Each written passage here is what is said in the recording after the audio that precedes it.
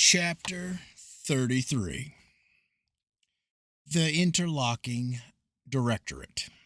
Freemasonry, as the average Mason sees it, teaches brotherhood and many worthy and exalted principles. It is primarily the charity organization, and only good men are eligible to its ranks.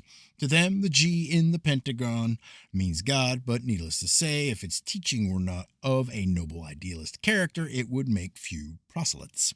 Within the lodges and among the members thereof are members of other rites which the British Mason is deliberately taught contemptuously to refuse to acknowledge as Masonic. Many of these are the recruiting sergeants for the secret societies who make their selection a leisure, choosing only such initiates as seem to them likely to serve their ends. Once in the higher grades, a man who has too late been found to be intraceable can continue to the highest visible point of initiation along the track prepared by those who mean him to know nothing.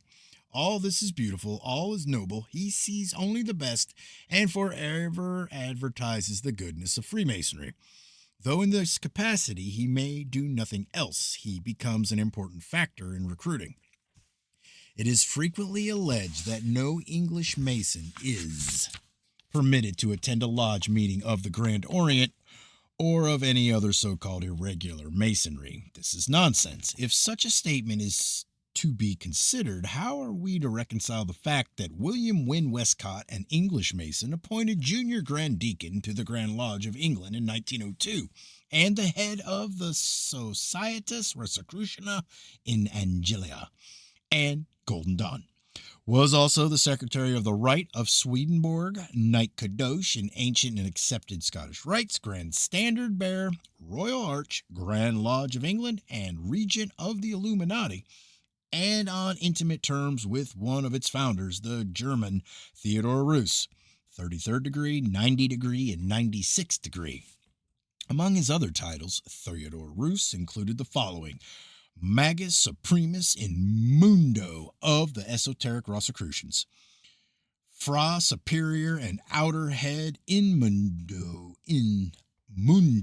of the Ancient Order of Oriental Templars, OTO, Sovereign Grand Master General ad vitam of the Ancient Rites of Masonry, Memphis and Mizram Rites of Masonry for the German Empire and its dependencies, Turnesimus regions of the IOSI, 33rd degree.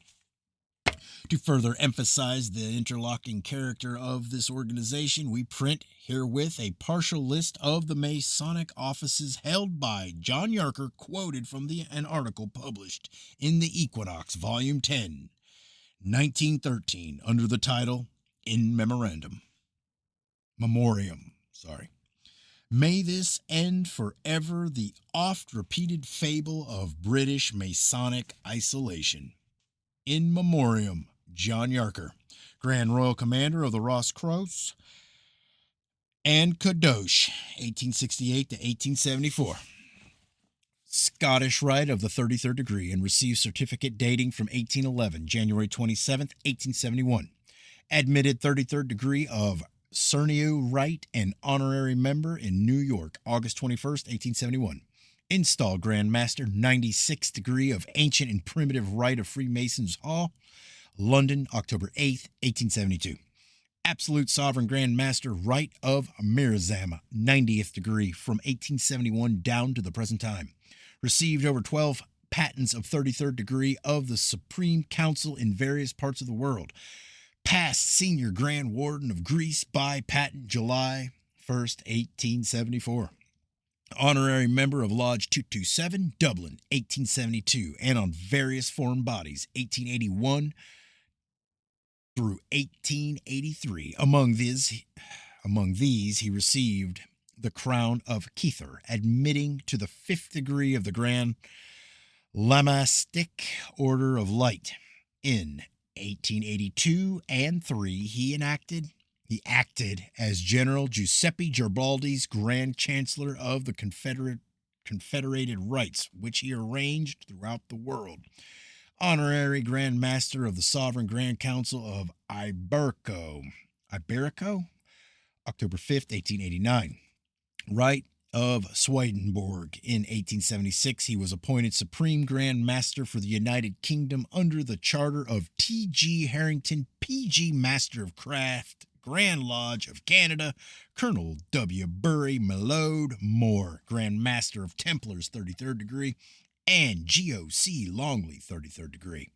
Elected Imperial Grand Hierophant, 97th degree in Ancient and Primitive Rite, November 11th, 1902. Grand Representative of the Grand Lodge of Germany, 1902 through 6. Honorary Grand Master of the Grand Lodge of Cuba by patent, January 5th, 1907. Honorary Grand Master ad vitam of the United Supreme Grand Council of Italy at Firenze and of the Society of Alchemica, etc., 1910 through 12.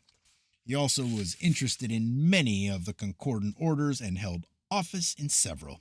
He was appointed president of Satbai of Prague and was co-sponsor from 1871 to 1912.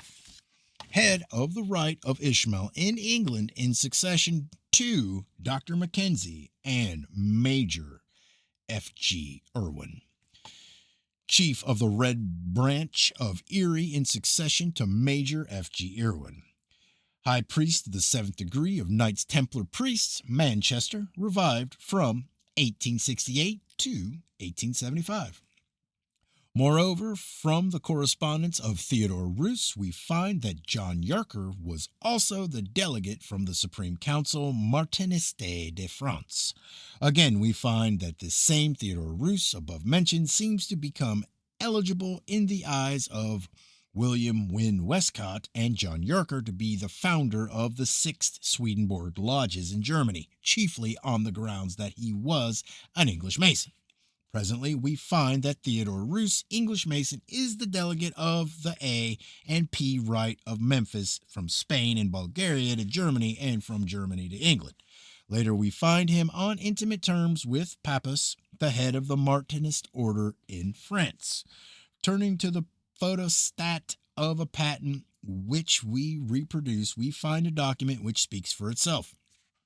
It is signed Theodore Roos, 33rd degree, 90th degree, 96th degree, John Yarker, 33rd degree, 90th degree, 96th degree, Franz Hartmann, 33rd degree, 90th degree, 95th degree, and Henry Klein, 33rd degree, 95th degree. In his testimonial as Special War Correspondent, Theodore Roos inclines the following letter. That is all in French. So, while casually perusing the Masonic Yearbook for 1922 English Grand Lodge, we find on page 522 under the following heading. Foreign Grand Lodges, East Hemisphere, Italy. Grand Orient of Italy, Grand Master Gustavo Canti. Deputy Grand Master Carlo de Andres. Director of the Grand Secretary's Office, Ulysses Bacchi. Then, turning to page 286 of our book, we find that many years ago, Ulysses Bacchi was one of Andrino Lemmi's most efficient assistants. All this belongs to the realm of history and research, but at last let us base the future on knowledge of the past and not build the Temple of Solomon on the ruins of the British Empire. All right.